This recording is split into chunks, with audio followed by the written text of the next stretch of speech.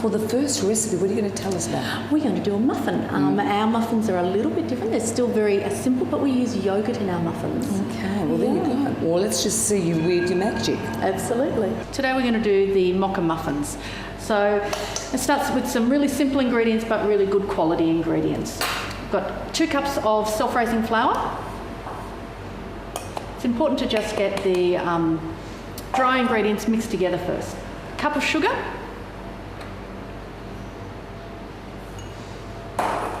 And just put those together.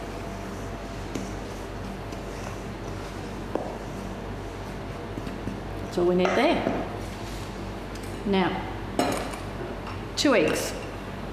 We use free-range eggs. The Greens eggs, they're not actually green. They're made by, they're actually farmed by Alan and Shelley Green up in Western Victoria. Beautiful free-range eggs. No matter what you do when you're cooking, if you use free-range eggs, it just tastes nicer. You feel better about it. And I'm going to combine those with a cup of plain yogurt.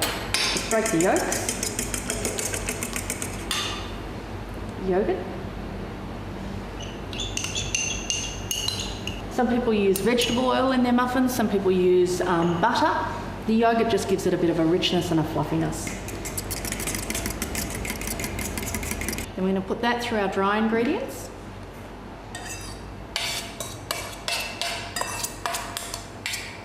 We're using self-raising flour here today. Some people will use plain flour and add a bit of bicarb soda as the raising agent. Much easier to just use the self-raising flour. Okay, just really roughly combined. We're now going to add the flavour. So we have a double shot of espresso. If you don't have, obviously you don't always have a coffee machine like we've got here at the Cheese Cave, so you can use the plunger coffee. You can use instant coffee, just hasn't got quite the same flavour. So the espresso, I'm going to add 1 tablespoon of cocoa to that and just combine that. You just want to make sure that the cocoa is all wet. And then that goes into our mix. Just combine it through. You don't want to overbeat it, but you also don't want to, you don't want to leave it with white patches from the flour. This is my girl's favourite bit, chocolate drops. So just a handful, just stir them through. That looks pretty good. Rightio. Muffin trays. We use the little paper muffin cups here at the Cheese Cave. You can buy them in the supermarket, you can make your own.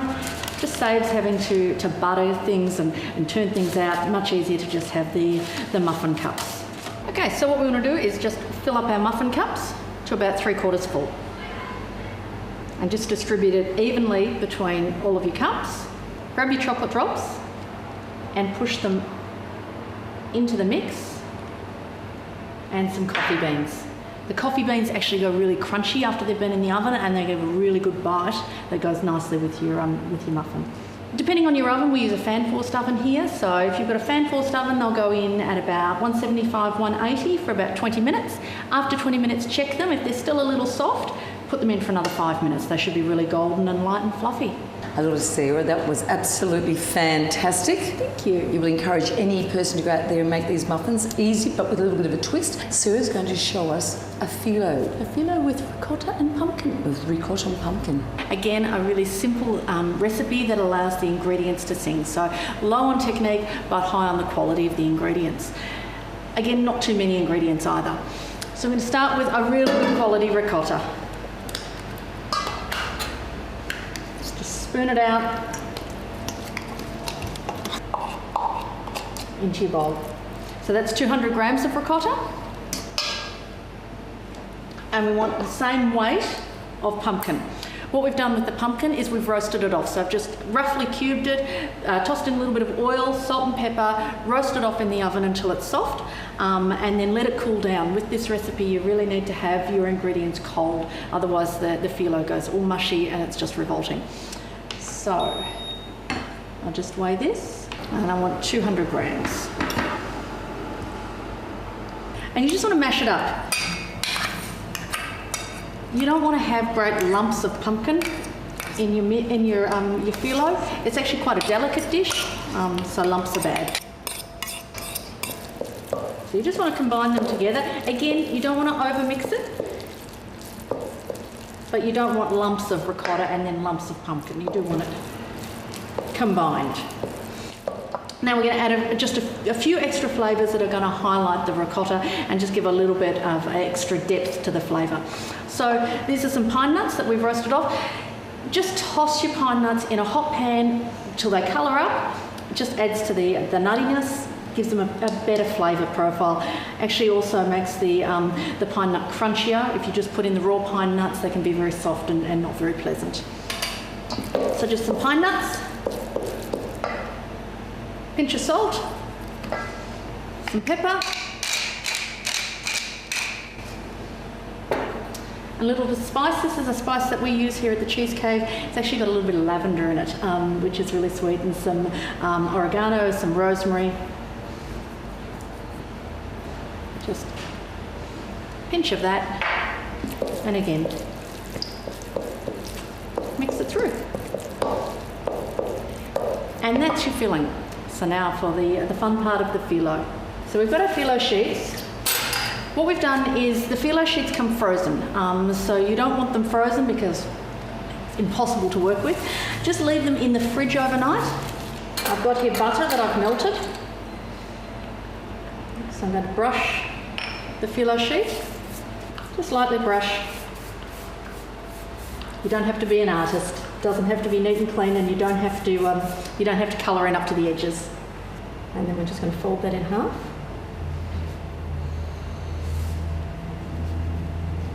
Try not to get the phyllo underneath. Just going to get our mix. You don't want to overfill them because you don't want them to burst in the oven. Rightio. A little bit of high school geometry. So just fold it across, and fold it across one more time. That's our edge that was open, so when you fold it across here, it seals it up. A little bit more butter.